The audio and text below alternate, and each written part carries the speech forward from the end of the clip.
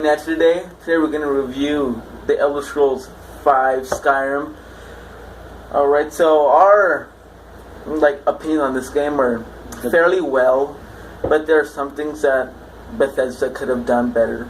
The graphics. Yeah, the graphics were okay for its time, but right now, we're in 2015, it's all these next gens and then the Elder Scrolls Online and then Fallout 4 coming out soon. Yeah, and the graphics, in the new next gen graphics, you can see every detail on the character. Like, for instance, The Witcher. Yeah. But that's a different review too. But The Witcher, that's kind of really detailed too, because it's next gen. The Skyrim graphics, they were decent first time, but sometimes the trees, the grass, kind of the character models, they were kind of they were just meh. They were okay. I wouldn't say the best, but okay. And the storyline is great. You can really get in the game. You can choose what type of person you can be. You can be a rogue, and you can choose from different guilds, like the Thieves Guild or the Assassins. You can choose to be good or bad. Yeah, you can.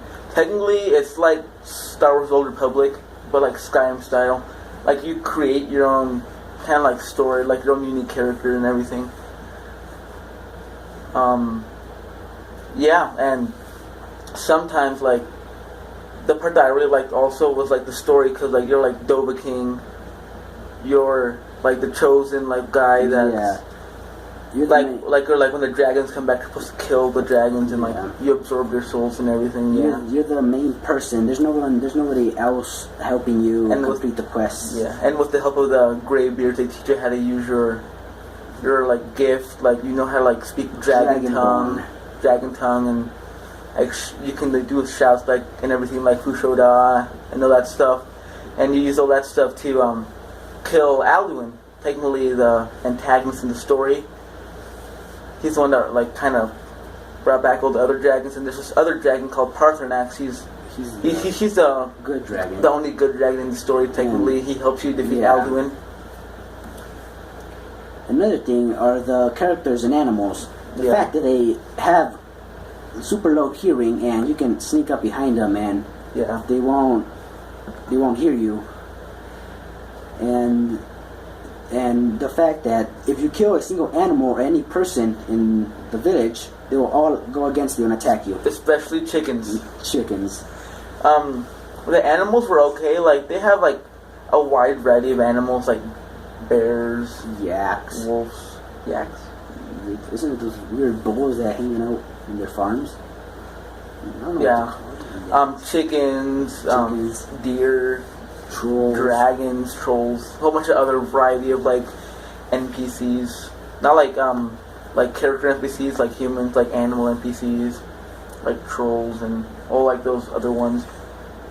And then I like how they spread out characters and random encounters. Yeah. That's one of the good parts. You always have something to do in Skyrim. Yeah, and you have great items. You can choose to be long ranged with a bow, or be close ranged with swords, axes, war hammers, war axes, and giant swords.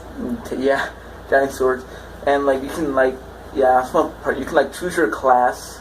You can be an elf, a Nord, Imperial, so on, all that stuff. The AIs in the story were kind of derpy in some points or another. They'll just lag. You know when they're being derpy.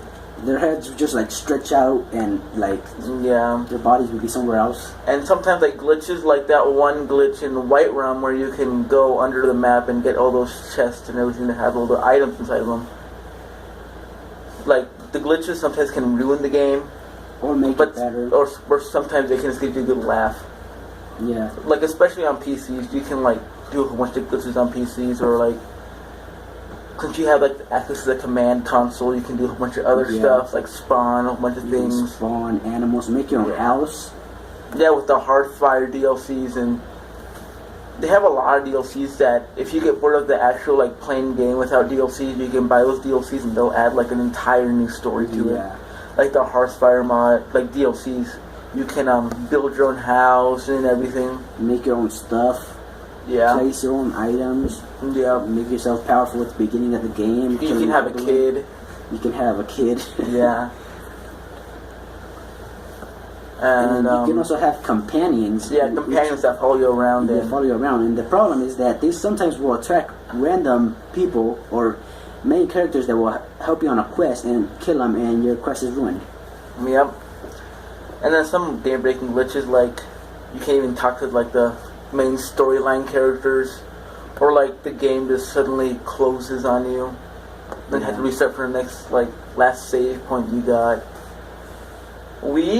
I give this game in my book a 9. I also give it a 9. The fact that it's the game is great, the graphics aren't good or bad, and it's an open world game which you can do whatever you want. Yeah.